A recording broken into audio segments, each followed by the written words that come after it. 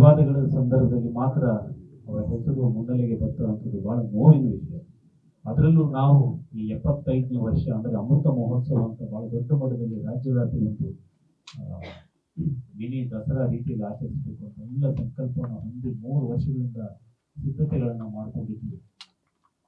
ಆದರೆ ಅದು ಕೈಗೂಡುವ ಮೊದಲೇ ಈ ತರಹದೊಂದು ಸಮಸ್ಯೆ ಆಯಿತು. ಇದು ಸಮಸ್ಯೆ ಅಲ್ಲ, ಡಾಕ್ಟರ್ ವಿಷ್ಣುವರ್ಧನ್ ಅವ್ರನ್ನ 2ನೇ ಸಾರಿ ಮಣ್ಣಲ್ಲಿ ಸಾಯುವಂತೆ ಮಾಡ್ತಾರೆ. ಅಂತಹ ದುಃಖದ ಸಂದರ್ಭದಲ್ಲಿ ಕೆಲವೊಂದು ವಿಷಯಗಳು, ನೋವುಗಳು ಎಲ್ಲವೂ ನಾವು ಸೋಷಿಯಲ್ ಮೀಡಿಯಾ ಮುಖಾಂತರ ಮತ್ತು ಮಾಧ್ಯಮದವರ ಮುಖಾಂತರ ನಾವು ಹೇಳ್ಕೊಂಡ್ವಿ. ಆದರೆ ಅದು ಪುಣ್ಯಭೂಮಿಯ ವಿಷಯವಾಗಿ ಹೊರತು ಬೇರೆ ಯಾವ ವಿಷಯಕ್ಕೂ ಅಲ್ಲ.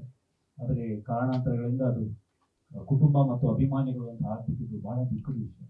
ಅದು ಆಗಬಾರ್ದಾಗಿತ್ತು ಅನ್ನೋ ಕಾರಣಕ್ಕೆ ನಾನು ಫೇಸ್ಬುಕ್ಕಲ್ಲಿ ಬಂದು ಏನಾದರೂ ಬೇಜಾರಾಗಿದ್ದರೆ ಕ್ಷಮಿಸಿ, ಆದರೆ ಪುಣ್ಯಭೂಮಿ ವಿಷಯವಾಗಷ್ಟೇ ನಾವು ಮಾತನಾಡೋಣ, ನಾವೆಲ್ಲರೂ ಸೇರಿ ಹೋರಾಟ ಮಾಡೋಣ ಅಂತ ಒಂದು ಅಭಿಪ್ರಾಯವನ್ನು ವ್ಯಕ್ತಪಡಿಸಿದ್ದೆ ಕೂಡ.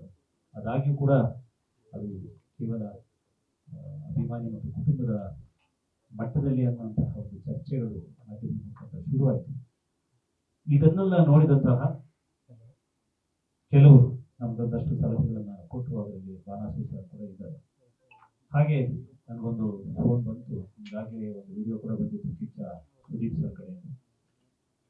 ಇವೆಲ್ಲವೂ ಅವ್ರಿಗೂ ಕೂಡ ತುಂಬಾ ಬೇಜಾರು ತರಿಸಿದಂತಹ ವಿಷಯಗಳು. ಕಿಚ್ಚ ಸುದೀಪ್ ಸರ್ ನಿನ್ನೆ ಮಾತನಾಡ್ತಾ, ಅಂದರೆ ಕಳೆದ 10 ದಿವಸದ ಹಿಂದೆ ನಾವು ಇದೆಲ್ಲ ಮಾತನಾಡಿದ್ವಿ, 8 ದಿವಸದ ಹಿಂದೆ. ಅದಾದ್ಮೇಲೆ ನಿನ್ನೆ ತಿರುಗಿ ಮಾತನಾಡ್ಕೊಂಡ್ವಿ. ಅವರು ಒಂದು ಶುಭ ಸುದ್ದಿ ಇದೆ ಅಂತ ಹೇಳಿ ಮಾತನ್ನು ಮುಂದುವರೆಸಿದ್ರು. ಆ ಶುಭ ಸುದ್ದಿಯನ್ನ ನಿಮ್ಮ ಜೊತೆಗೆ ಹಂಚ್ಕೊಳ್ಬೇಕು ಅನ್ನೋಂಥ ಒಂದು ಕಾರಣಕ್ಕೆ ಮತ್ತು ನಮ್ಮ ನಿರ್ಧಾರ ಮತ್ತು ನಿಲುವುಗಳನ್ನು ನಿಮ್ಮ ಜೊತೆಗೆ ಹೇಳ್ಕೊಳ್ಬೇಕು ಅನ್ನೋ ಕಾರಣಕ್ಕೆ ಇವತ್ತು ಈ ಪತ್ರಿಕಾಗೋಷ್ಠಿಯನ್ನ ಆಯೋಜನೆ ಮಾಡಲಾಗಿದೆ.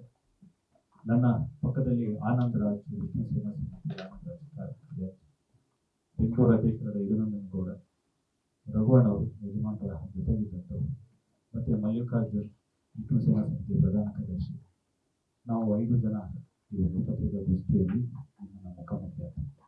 ಬಂಧುಗಳು, ನಮಗೆ ಈಗ ಅಲ್ಲಿ ಪುಣ್ಯಭೂಮಿಯಲ್ಲಿ ಯಜಮಾನರ ದರ್ಶನಕ್ಕೆ ಅವಕಾಶ ಇಲ್ಲ, ಜಾಗ ಇಲ್ಲ. ಸೊ ಆದರೆ ಈ ಸೆಪ್ಟೆಂಬರ್ 18 ಬರ್ತಿದೆ ಅಂದರೆ ನಾವೆಲ್ಲರೂ ಕೂಡ ಯಜಮಾನರನ್ನ ಎಲ್ಲಿ ಹೋಗಿ ನೋಡಬೇಕು ಬೆಂಗಳೂರಲ್ಲಿ ಅಂತಂದ್ರೆ ನಮಗೆ ಉತ್ತರ ಇಲ್ಲ. ಈ ಕಾರಣದಿಂದ ನಾವು ಆದಷ್ಟು ಬೇಗ ಈ ವಿಷಯಕ್ಕೆ ಒಂದು ತಾರ್ಕಿಕ ಅಂತ್ಯವನ್ನು ಕಾಣಬೇಕು ಅಂತ ಹೇಳಿ ತುಂಬ ಒತ್ತಾಯ ಮಾಡ್ತಾ ಇದ್ವಿ ಮತ್ತು ಕೆಲಸ ಕೂಡ ಮಾಡ್ತಾ ಇದ್ವಿ. ಅದೇ ಪ್ರಕಾರ ನಾವು ಒಂದು ನಿರ್ಧಾರಕ್ಕೆ ಬಂದಿದ್ದೇವೆ.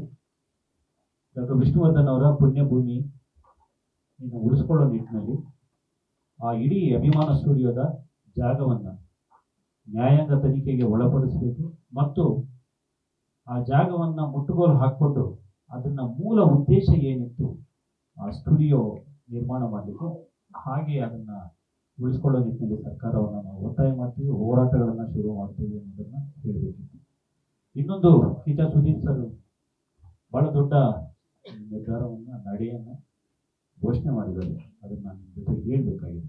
ಅದೇನು ಅಂದ್ರೆ, ಕೆಂಗೇರಿ ಹತ್ರ ಅರ್ಧ ಎಕರೆ ಜಾಗವನ್ನ ಅವರು ಖರೀದಿ ಮಾಡಿದ್ದಾರೆ. ಅಲ್ಲಿ ಡಾಕ್ಟರ್ ವಿಷ್ಣುವರ್ಧನ್ ಅವರ ಸ್ಮಾರಕ ದರ್ಶನ ಕೇಂದ್ರ ಶೀಘ್ರದಲ್ಲಿಯೇ ಅದರ ನಿರ್ಮಾಣದ ಕೆಲಸಗಳನ್ನು ನಾವು ಆರಂಭಿಸ್ತಾ ಇದ್ದೀವಿ. ಇದು ಇವತ್ತು ನಾನು ಹೇಳಬೇಕಾಗಿದ್ದಂತಹ ಸುದ್ದಿ. ಸೆಪ್ಟೆಂಬರ್ 18ಕ್ಕೆ ಬಹುಶಃ ನಾವು ಅಡಿಗಲನ್ನು ಹಾಕ್ತೀವಿ. ಸೆಪ್ಟೆಂಬರ್ 2ನೇ ತಾರೀಕು ವೈಯಕ್ತಿಕವಾಗಿ ನಾನು ಅವರಿಷ್ಟು ದೊಡ್ಡ ನಿರ್ಧಾರವನ್ನು ಕೈಗೊಂಡಿರೋದ್ರಿಂದ ಅವರ ಹುಟ್ಟುಹಬ್ಬ ಅಂದರೆ ಸೆಪ್ಟೆಂಬರ್ 2 ಕಿಚ್ಚ ಸುದೀಪ್ ಸರ್ ಅವರ ಹುಟ್ಟುಹಬ್ಬ ದಿವಸ ಆ ಸ್ಮಾರಕ ಹೇಗಿರುತ್ತೆ ಅನ್ನೋಂತಹ ಒಂದು ಮಾಡೆಲ್ ಅನ್ನ ಜನರ ಮುಂದೆ ಬಿಡುಗಡೆ ಮಾಡ್ತೀವಿ. ಅದಾದ್ಮೇಲೆ ಸೆಪ್ಟೆಂಬರ್ 18ಕ್ಕೆ ಬೆಂಗಳೂರಿನಲ್ಲಿ ಅವರ ಸ್ಮಾರಕದ ಅಡಿಗಲನ್ನು ಹಾಕ್ತೀವಿ. ಹಾಗಂತ ಇದು ಪುಣ್ಯಭೂಮಿಗೆ ಈಕ್ವಲ್ ಅಂತ ನಾನು ವಾದ ಮಾಡಲಿಕ್ಕೆ ಹೋಗ್ತಿಲ್ಲ, ಮೈಸೂರಿನ ಸ್ಮಾರಕಕ್ಕೆ ಪ್ಯಾರಲಲ್ ಅಂತ ಹೇಳಕ್ ಹೋಗ್ತಿಲ್ಲ. ಅದಕ್ಕೆ ಅದರದೇ ಆದ ಘನತೆ ಇದೆ, ಸರ್ಕಾರದಿಂದ ನಿರ್ಮಿತವಾದಂಥದ್ದು ಮತ್ತು ಇದು ಪುಣ್ಯಭೂಮಿ ಅಸಂಖ್ಯಾತರ ಭಾವನೆಗಳು ಬೆಸೆದಿರುವಂತಹ ಜಾಗ ಇದು. ಆದರೆ ನಾವು ಒಂದು ದರ್ಶನ ಕೇಂದ್ರವನ್ನು ಮಾಡ್ತೀವಿ. ಈ ದರ್ಶನ ಕೇಂದ್ರದಲ್ಲಿ ಏನೆಲ್ಲ ಇರಲಿದೆ, ಎಷ್ಟು ವಿಶೇಷವಾಗಿರಲಿದೆ, ಹೇಗೆ ಅದು ಪ್ರವಾಸಿ ಕೇಂದ್ರವಾಗಿ ಮತ್ತು ಒಂದಷ್ಟು ಅರ್ಥಪೂರ್ಣ ಕೆಲಸಗಳಿಗೆ ಅದು ಒಂದು ವೇದಿಕೆ ಆಗುತ್ತೆ ಅನ್ನುವಂಥದ್ದನ್ನೆಲ್ಲ ಸೆಪ್ಟೆಂಬರ್ 2ಕ್ಕೆ ಜೊತೆಗೆಲ್ಲ ಹಂಚ್ಕೊತೀವಿ. ಸೆಪ್ಟೆಂಬರ್ 18ಗೆ ಅಡಿಗಲ್ಲು ಹಾಕುವಂತಹ ಪ್ರಯತ್ನಗಳನ್ನು ನಾವು ಮಾಡ್ತೀವಿ ಅನ್ನುವಂಥದ್ದು ಈ ಸಂದರ್ಭದಲ್ಲಿ ಘೋಷಣೆ ಮಾಡಬೇಕಾಗಿತ್ತು. ಒಂದು, ಪುಣ್ಯಭೂಮಿಯನ್ನು ನಾವು ಉಳಿಸ್ಕೋತಾ ಇದ್ದೀವಿ, ಅದಕ್ಕೋಸ್ಕರ ಹೋರಾಟವನ್ನು ರೂಪಿಸ್ತಾ ಇದ್ದೀವಿ. ಅದು ಕುಟುಂಬದವರೇ ನಿನ್ನೆ ಹೇಳಿದ್ದಾರೆ, ನೀವೆಲ್ಲರೂ ನಿರ್ಧಾರ ಮಾಡ್ಕೊಂಡು ಬನ್ನಿ, ನಾವು ನಿಮ್ಮ ಜೊತೆಗೆ ಇರ್ತೀವಿ ಅಂತ ಹೇಳಿ.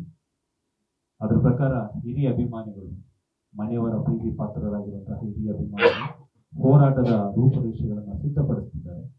ಅವರ ಜೊತೆಗೆ ನಾವೆಲ್ಲರೂ ಕೂಡ ಇರ್ತೀವಿ ಅನ್ನೋಂಥ ಮಾತನ್ನ ಹೇಳಬೇಕಿತ್ತು. ಇನ್ನೊಂದು, ನಾವೆಲ್ಲರೂ ಸೇರಿ ಸಮಸ್ತ ಅಭಿಮಾನಿಗಳು ಕಿಚ್ಚ ಸುದೀಪ್ ಸರ್ ಅವರ ನೇತೃತ್ವದಲ್ಲಿ ಒಂದು ಬೆಂಗಳೂರಲ್ಲಿ ಒಂದು ದರ್ಶನ ಕೇಂದ್ರವನ್ನು ಮಾಡುವಂತಹ ಪ್ರಯತ್ನ ಮಾಡ್ತೀವಿ. ಇದರಲ್ಲಿ ಅವರು ಇವರು ಅಂತಲ್ಲ, ಯಾರು ಬೇಕಾದರೂ ಭಾಗವಹಿಸಬಹುದು. ಆ ತರಹದ ಒಂದು ರೂಪರೇಷೆಗಳನ್ನು ನಾವು ಸಿದ್ಧಪಡಿಸ್ತಾ ಇದ್ದೀವಿ. ಈ ಎರಡು ವಿಷಯಗಳನ್ನು ನಿಮ್ಮ ಜೊತೆ ಹೇಳಬೇಕಾಗಿತ್ತು.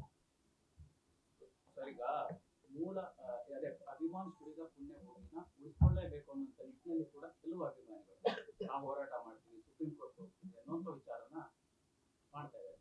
ಸೊ ಈಗ ಇದು ಪರ್ಯಾಯ ಆಗುತ್ತಾ? ಅಲ್ಲಿ ಅವಕಾಶ ಸಿಕ್ಕರೆ ಅದನ್ನೇ ಹೇಗೆ? ಇಲ್ಲ, ನಾನು ಆಗ್ಲೇ ಹೇಳಿದ, ನಾವು ಹೋರಾಟವನ್ನು ಮಾಡ್ತಾ ಇದ್ದೀವಿ. ನಾವು PIL ಅನ್ನು ದಾಖಲಿಸಿರುವಂಥ ಪ್ರಕ್ರಿಯೆಗಳು ಕಾನೂನಾತ್ಮಕವಾಗಿ ಮಾಡ್ತಾ ಇದ್ದೀವಿ. ಮತ್ತೆ ಸರ್ಕಾರಕ್ಕೆ ನಿಯೋಗವನ್ನು ಹೋಗುವಂಥ ಪ್ರಯತ್ನಗಳನ್ನು ಮಾಡ್ತಾ ಇದ್ದೀವಿ. ಕುಟುಂಬದ ಕಡೆಯಿಂದ ಹಿರಿಯ ಅಭಿಮಾನಿಗಳೆಲ್ಲ ಸೇರಿಕೊಂಡು ಹೋರಾಟದ ರೂಪರೇಷೆಗಳನ್ನು ಕೂಡ ಸಿದ್ಧಪಡಿಸ್ತಿದ್ದಾರೆ. ಒಂದು ವೇಳೆ ಅದಾದರೆ ಅದೇ ಪುಣ್ಯಭೂಮಿ, ಅಲ್ಲಿ ಪುಣ್ಯಭೂಮಿ ಆದರೆ ಅಲ್ಲ, ಆಗಬೇಕು, ಆಗುತ್ತೆ. ಆ ಜಾಗದಲ್ಲಿ ನಾವು ಪುಣ್ಯಭೂಮಿಯನ್ನು ಉಳಿಸ್ಕೊತಿದ್ದೇವೆ.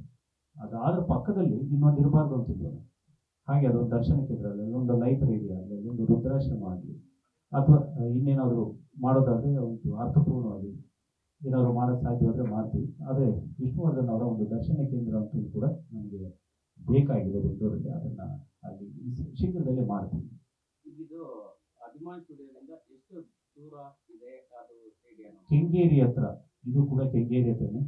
ಜಾಗ ಸ್ವಲ್ಪ ದಿವಸದಲ್ಲಿ ರಿವೀಲ್ ಮಾಡ್ತೀವಿ ನಾವು. ಕೆಂಗೇರಿ ಹತ್ರ ಅಭಿಮಾನ್ ಸ್ಟುಡಿಯೋದ ಅಕ್ಕಪಕ್ಕದಲ್ಲೇ ಇರುತ್ತೆ, ಒಂದು 3-4 ಕಿಲೋಮೀಟರ್ ದೂರದಲ್ಲೇ ಇರುತ್ತೆ. ಅಭಿಮಾನಿಗಳು ಸಾಕಷ್ಟು ಜನರು ಅಂದ್ರೆ ನಾವು ಹಣ ಹಾಕಿ ಕೊಂಡ್ಕೊಳ್ತೀವಿ ಅನ್ನೋಂತ ಒಂದು ಆಲೋಚನೆ ಕೂಡ ಇತ್ತು. ಇದು ಆ ರೀತಿ ಆಗಿರುವಂತದ್ದು ಓನ್ಲಿ ಸುದೀಪ್ ಸರ್ ಮಾತ್ರ ಈ ಒಂದು ನಿರ್ಧಾರವನ್ನ ತೆಗೆದುಕೊಂಡಿರುವಂತದ್ದು ಹೇಗೆ? ಇಲ್ಲ, ಅವರು ಘೋಷಣೆ ಮಾಡಿದ್ರು, ನಾವೆಲ್ಲ ಸೇರಿ ಒಂದು ಪ್ರತಿಮೆ ಮಾಡೋಣ ಬನ್ನಿ ಅಂತ ಹೇಳಿಬಿಟ್ಟು. ಆ ಘೋಷಣೆಯ ಮುಂದುವರಿದ ಭಾಗವಾಗಿ ಈ ನಿರ್ಧಾರ ಪ್ರಕಟ ಮಾಡ್ತಾ ಇದ್ದೀವಿ. ಅದೇ ಕಾರಣಕ್ಕೆ ಇದು ಪರ್ಯಾಯ ವ್ಯವಸ್ಥೆ ದರ್ಶನ ಕೇಂದ್ರ ಅಂತ ನಾನು ಹೇಳ್ತಾ ಇದ್ದೀನಿ. ಡಾಕ್ಟರ್ ವಿಷ್ಣುವರ್ಧನ್ ಅವರು ಒಂದು ದರ್ಶನ ಕೇಂದ್ರ, ಅಲ್ಲಿ ಬಂದಾಗ ವಿಷ್ಣುವರ್ಧನ್ ಅವರನ್ನು ಕಾಣುವಂತಹ ಒಂದು ವ್ಯವಸ್ಥೆ ಮಾಡ್ತಾ ಇದ್ದೀವಿ. ನಮಗೂ ಕೂಡ ನ್ಯಾಯಾಂಗ ವ್ಯವಸ್ಥೆ ಮೇಲೆ ಅಪಾರ ಗೌರವ ಇದೆ ಮತ್ತು ಈಗಾಗಲೇ 15 ವರ್ಷ ಅದೇ ವಿಷಯದಲ್ಲಿ ನಡೆದು ಹೋಗ್ಬಿಟ್ಟಿದೆ. ಈಗ ನಾಳೆ ಸೆಪ್ಟೆಂಬರ್ 18 ಒಳಗಡೆ ಅದು ಆಗಲಿಲ್ಲ ಅಂತಂದರೆ ಬೆಂಗಳೂರಿನ ಅಷ್ಟು ಅಭಿಮಾನಿಗಳು ಎಲ್ಲಿ ಹೋಗ್ಬೇಕು? ಅವ್ರನ್ನ ನೋಡಿ ಎಲ್ಲಿ ಅವರ ಬರ್ತಡೇನ ಆಚರಿಸಬೇಕು? ಒಂದು ಜಾಗ ಅಂತ ಇಲ್ವಲ್ಲ, ಅದಕ್ಕೋಸ್ಕರ ಅದೊಂದು ಮಾಡ್ತಾ ಇದ್ದೀವಿ. ಆಮೇಲೆ ಇದು ಪುಣ್ಯಭೂಮಿ ಆಗಿದ ತಕ್ಷಣ ಅದು ತನ್ನ ಮಹತ್ವವನ್ನು ಕಳ್ಕೊಳ್ಳುತ್ತೆ. ಅದು ಬೇರೆ ಉಪಯೋಗಗಳಿಗೆ ಏನಾದರೂ ಬಳಸ್ಕೊಳ್ಳೋದಾದರೆ ಬಳಸ್ಕೊಳ್ಳಿ ನಮ್ಮ ಅಭಿಮಾನಿಗಳು.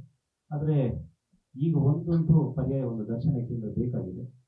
ರಾಜ್ಯದ ಯಾವುದೋ ಕಡೆಯಿಂದ ಬಂದಂತಹ ವ್ಯಕ್ತಿಗಳು 600-700 ಕಿಲೋಮೀಟರ್, ಕರ್ನಾಟಕ ಅಂದರೆ ಬರೀ ಬೆಂಗಳೂರಲ್ಲ, ದೂರದಿಂದ ಬರ್ತಾರೆ. ಅವರು ಬೆಂಗಳೂರು ಬಂದು ಮತ್ತೆ ತಿರುಗಿ ಇನ್ನೊಂದು 200 ಕಿಲೋಮೀಟರ್ ಹೊರಗಡೆ ಹೋಗಿ ಡಾಕ್ಟರ್ ವಿಷ್ಣುವರ್ಧನ್ ಅವ್ರು ನೋಡಬೇಕು ಅನ್ನೋಂತಹ ತಾಪತ್ರೆ ಸ್ವಲ್ಪ ಕಷ್ಟ ಆಗ್ತದೆ. ಅದಕ್ಕೆ ಇದು ಮಾಡಿದ್ವಿ. ಬಟ್ ಅಲ್ಲೂ ಮೈಸೂರಲ್ಲೂ ನಮ್ಮದೇ, ಬೆಂಗಳೂರಲ್ಲೂ ಪುಣ್ಯಭೂಮಿ ನಮ್ಮದೇ. ಇನ್ನೊಂದು ಆದರೆ ನಮಗೆ ಬೇಕಾಗಿದೆ. 1 ವರ್ಷದ ಒಳಗಡೆ ಹೌದು, ಈ ಸೆಪ್ಟೆಂಬರ್ 18ಗೆ ಅಡಿಗಲ್ಲು ಹಾಕಿ ಮುಂದಿನ ಸೆಪ್ಟೆಂಬರ್ ಒಳಗಡೆ ಅದನ್ನು ಮುಗಿಸಬೇಕು ಅಂತ ಅನ್ಕೊಳ್ತೀವಿ. ಯಾಕಂದರೆ ಇಲ್ಲಿ ಸರ್ಕಾರಗಳು ಅದು ಇದು ಏನು ಇಲ್ಲದೆ ಇರೋದ್ರಿಂದ ನಾವುಗಳು ಸೇರಿ ಮಾಡ್ತಾ ಇರೋದ್ರಿಂದ ಬೇಗ ಆಗುತ್ತೆ. ಹೌದು, ಸುದೀಪ್ ಸರೇ ಪರ್ಚೇಸ್ ಮಾಡ್ತಿದ್ದಾರೆ.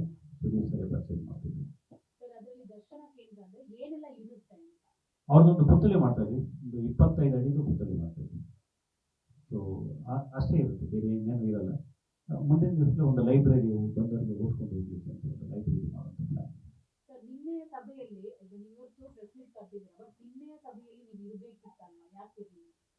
ನಾನು ಶಾರ್ಟ್ ನೋಟಿಸ್ ಆಯಿತು, ನಾನು ಬೇರೆ ಕಡೆ ಹೋಗೋದಿತ್ತು. ಬಟ್ ನಮ್ಮೆಲ್ಲ ಅಭಿಮಾನಿಗಳು ನಮ್ಮ ಸಂಘಟನೆ ಭಾಗವಹಿಸಿತ್ತು. ಕಂಪ್ಲೀಟ್ ಕಂಪ್ಲೀಟ್ ಒಂದು 200 ಜನ ಅಭಿಮಾನಿಗಳು ನಾವೆಲ್ಲ ಇದ್ವಿ. ನಮ್ದೇನು ನಾವೆಲ್ಲ ಕೇಳಿದ್ರು ಪ್ರಶ್ನೆ ಕೇಳಿದ್ರು.